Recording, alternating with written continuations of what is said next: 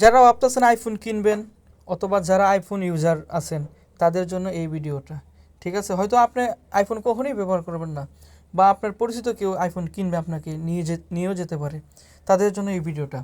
ব্যাপারটা হচ্ছে কি, আপনি দোকানে গিয়ে কীভাবে বুঝবেন কোনটা ফেক আইফোন, কোনটা রিয়েল আইফোন?